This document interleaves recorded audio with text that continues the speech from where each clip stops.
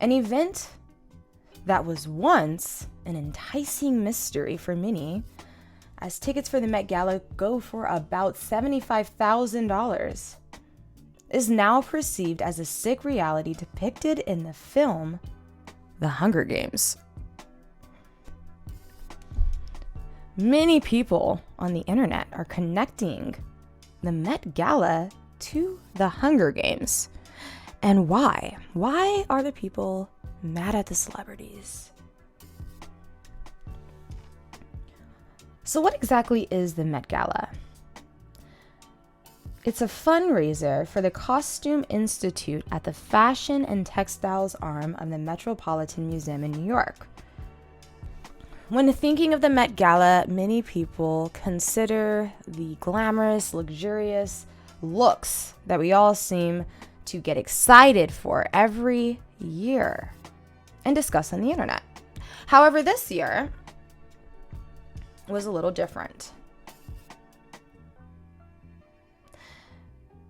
And today, we are delving into the symbolism and themes of this year's Met Gala. The dress code was inspired by J.G. Ballard's Garden of Time, ironically hinting at the dynamics of classism. This could be synchronized with celebrities' excessive demonstration of wealth and hierarchy at events like the Met Gala. Many people are not as impressed as they once were with the Met Gala, especially given the current economic state in America and the war with Palestine and Israel. People even gathered outside to protest the event. Now let's get into the Met Gala's twisted connection to the story.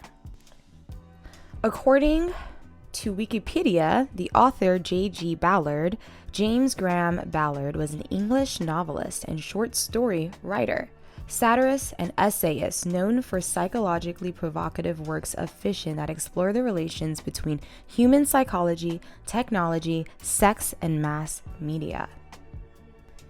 And if you want to check out the story, The Garden of Time, you can check it out in the book that is titled The Complete Stories of J.G. Ballard. It's also easily found on the internet just by simply typing it in Google.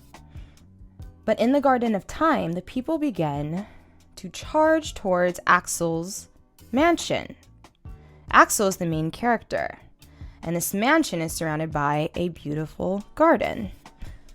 Axel is a part of the extremely wealthy class, and in the beautiful garden, he has the ability to stop time for a brief period with his flowers. As he plucks the flowers, he's able to delay the chaos that is inevitably headed towards him. However, eventually, both he and his wife have to accept their impending fate.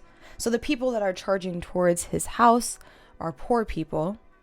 They've had enough, and they want the smoke. No, I'm just joking. But I'm going to go ahead and read a quick quote from the story. The short story is really short. It's 7 pages, and I'm reading a part that is on the second page. Here it states, as was his custom before beginning his evening stroll, Count Axel looked out across the plain to the final rise, where the horizon was illuminated like a distant stage by the fading sun.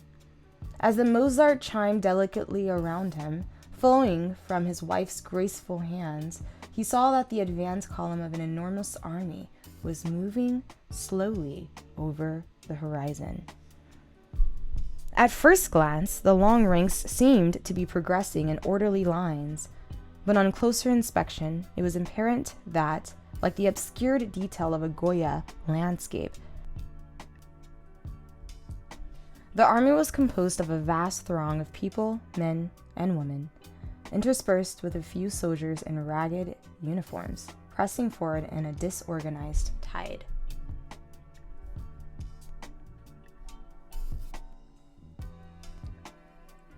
Applying this concept to this year's Met Gala theme, being the dress code, begs the question, will the test of time cause us to fall into complete chaos like the story?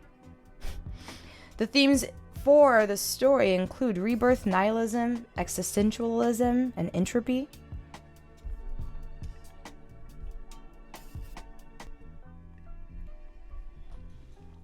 Now, I enjoyed this story very much.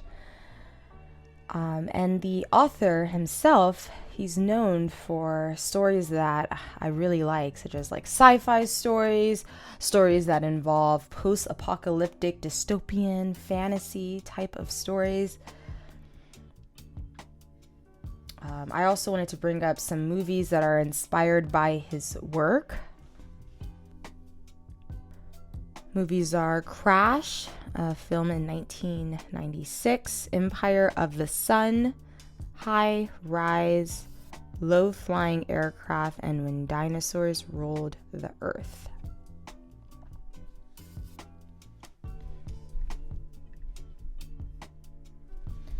He was a bit of a futurist. He predicts social media and YouTube. Here is a quote of that. All this, of course, will be mere electronic wallpaper, the background to the main program in which each of us will be both star and supporting player. Every one of our actions during the day across the entire spectrum of domestic life will be instantly recorded on videotape. In the evening, we will sit back to scan the rushes, selected by a computer trained to pick out only our best profiles, our wittiest dialogue, our most affecting expressions, filmed through the kindest filters, and then stitch these together into a heightened reenactment of the day. Regardless of our place in the family pecking order, each of us, within the privacy of our own rooms, will be the star in a continually unfolding domestic saga, with parents, husbands, wives, and children demoted to an appropriate supporting role. Damn, that's pretty deep. So the Met Gala came into my FYP, which was strange because this is totally out of my scope of interest, but maybe it's just that big. Then I found out that this year's theme was based on the J.G. Ballard short story, The Garden of Time. I've read quite a few Ballard works, especially his trilogy of, Drowned World, Burning World, Crystal World. So I read the short story because I've never read it before. And then I checked out what happened at the gala and what kind of interpretations were being done. Now, I'm a lay person. I'm not in fashion. I don't understand it. But I just have to ask, did any of these people read the short story? Because I reckon if I was going to go to something that costed me $75,000 a ticket, in addition to all the other costs, I would invest the 10 to 15 minutes of reading this damn thing. Like, I want to assume that everyone read it because it's not a big time commitment. It's very short. But I can't tell if anyone did, because if you did, then you would know how dystopian the gala is and how it mirrors the story in a very grotesque way. So the short story is about an aristocratic couple who live in a beautiful estate, and they are facing an unruly rabble of people who are approaching the estate. In this estate, there is a garden of time flowers. Each time they pluck off a time flower, it turns back time, which pushes the people back. That's what the story is about. It's about this couple who hoards all this stuff, trying to hold back this army of people from reaching it. And then, once the last time flower vanishes, the estate turns into a ruin. It turns into a ruin, the lake gets empty, the trees are rotting, just as the mob reaches the villa.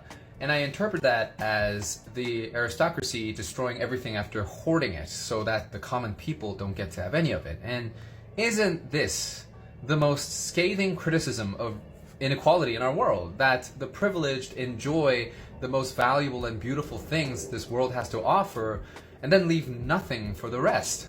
And I get that you can interpret the text freely, but all I could see from the gala was just this obscene celebration of wealth that is essentially a very shallow parody of the original text.